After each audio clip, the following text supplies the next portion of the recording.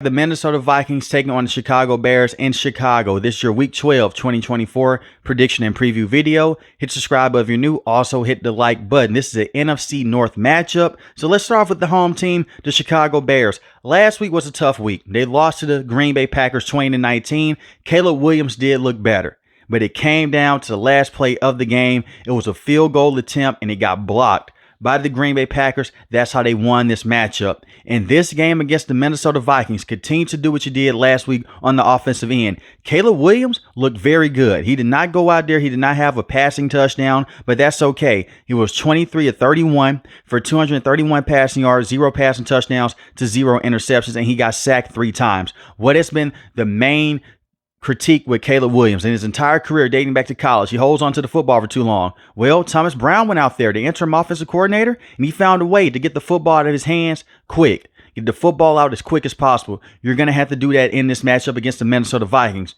The problem is this: the Minnesota Vikings love to blitz, but they also will send some delays blitz in certain packages. You have to be careful with the football around the line of scrimmage, and running the football is going to be the best case scenario for the Chicago Bears. Go out there, run a lot of up tempo, and get Caleb Williams comfortable inside the pocket and get the football out quick to DJ Moore. DJ Moore is an amazing deep threat, but he's a 3-level wide receiver. He can kill you underneath, he can kill you in the intermediate routes, and he can run deep. Specifically in this game, just get the football to him on quick screens and just give him some end arounds. That's what you want to do in this matchup, and that's what happened last week against the Green Bay Packers. The Chicago Bears offense, it wasn't perfect, but they performed very well. You have to go out there and find a way to take care of Caleb Williams and keep him from overthinking, because a lot of the times when he gets sacked, he's overthinking and he's trying to make a big play. Against this type of defense that's coached up by Brian Flores, you stay in the pocket too long, you may try to throw deep and you may throw an interception, or worse, you may get sacked and beat up a lot and lose the accuracy in that touch that Caleb Williams has had a problem with in the past with Shane Waldron. Take care of Caleb Williams, run the football with DeAndre Swift, and you want to really try to do a lot of unilateral plays with DeAndre Swift.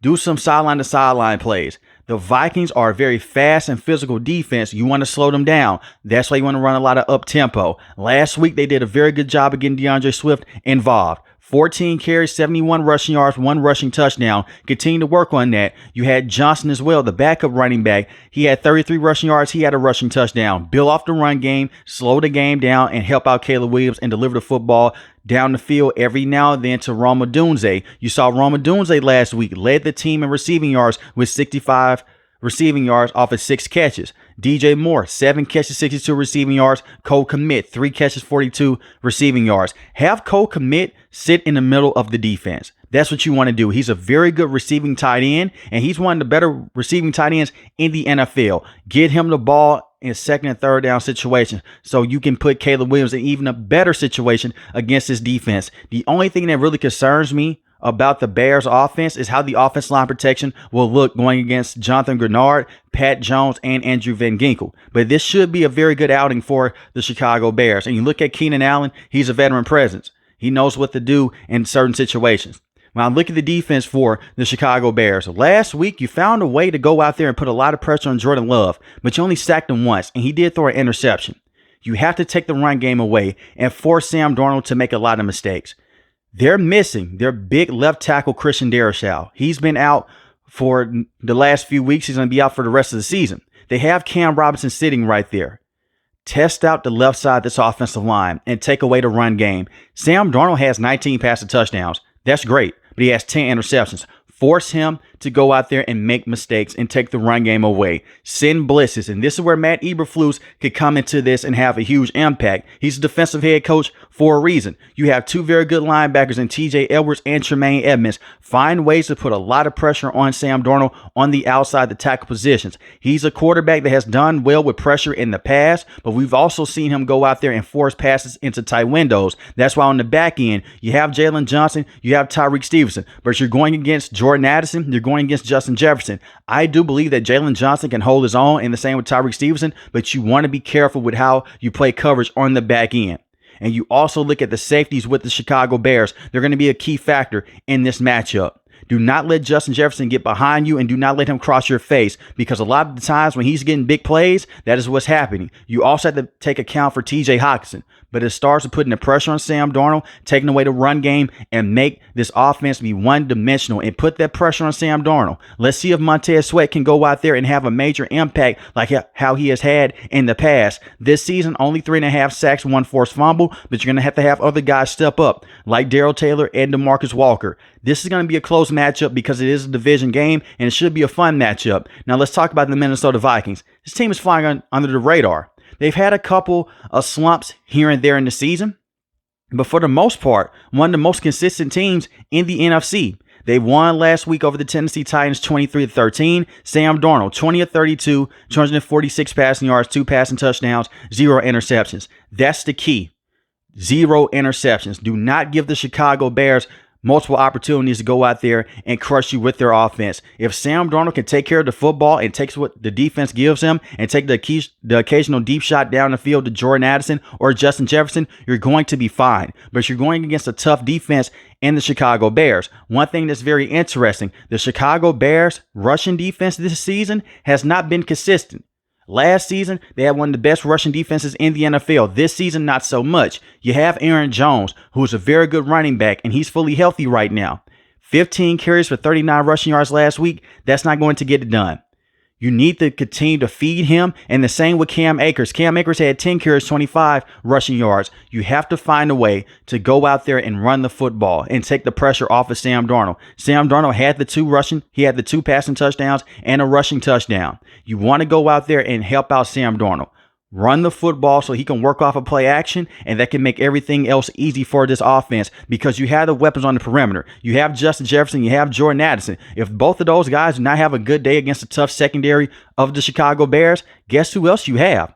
You have TJ Hockenson at the tight end position. 2 catches for 13 receiving yards last week. That's all fine and good because you won the game, but get him more featured in this offense. And I do understand he's having a tough time right now. He's coming off that ACL injury, but this is one of the best tight ends in the NFL. This could be a game for him to go off in, especially with those 2 cornerbacks that the Chicago Bears have. You also have Josh Oliver at the tight end spot, and you also look at the other weapons that the Minnesota Vikings have. It's more to the offense than just Justin Jefferson and Jordan Addison and Aaron Jones. You have Naylor.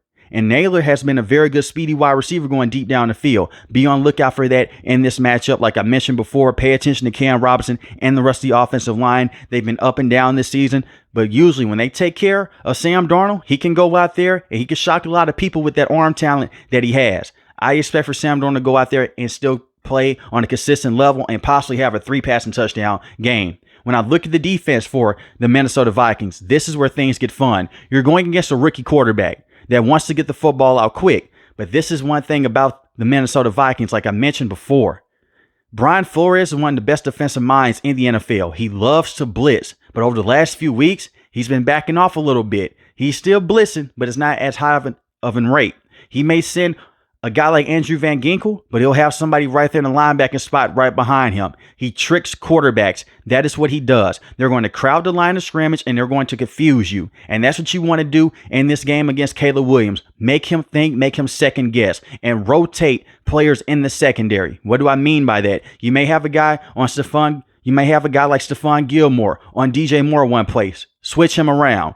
And then the next thing you know, you may have your other cornerback and a guy like Shaquille Griffin on him in one possession. And then you have Harrison Smith over the top, and then you may put him in box. These are different looks that Brian Flores has done in the past, and it has confused even veteran quarterbacks. It even confused Matthew Stafford a few times when they went against each other on Thursday Night Football a couple weeks ago. Those are the type of looks that you want to give Caleb Williams. Make him overwhelm and put the pressure on him with Andrew Van Ginkel, who has 8 sacks on the season and 2 pick sixes. He's been one of the best linebackers in the NFL. You look at Jonathan Gennard, very good pass rusher. On the season, he has 7 sacks, and the same with Pat Jones. These are essential players that can go out there and make this a great game for the Minnesota Vikings, but it starts up front with that front 7. It's going to be very interesting to see how Brian Flores plays a young quarterback, because in the past, usually when he goes against young quarterbacks, they don't have that much success. But the Chicago Bears, they have the weapons. And be on lookout for Rome Odunze going deep down the field. They targeted him a lot going deep down the field last week against the Green Bay Packers. They forced the Packers to play up, but I have more faith in the Vikings defense than I have in the Green Bay Packers. No offense to the Green Bay Packers. I just think the Minnesota Vikings have the right personnel and a better defensive coordinator. With that being said, this should be a fun matchup. I am taking the Minnesota Vikings to win this game, and I'm taking the Minnesota Vikings to win this one in a close battle. Had the Minnesota Vikings win this one 24-20. But let me know in the comment section below, who do you have winning this game, the Minnesota Vikings or the Chicago Bears? If you're new to the channel, hit the subscribe button. If you like the video, hit the like button. Most importantly, want each and every last one of you guys stay safe, stay positive. Thanks for the video, guys. God bless. Peace.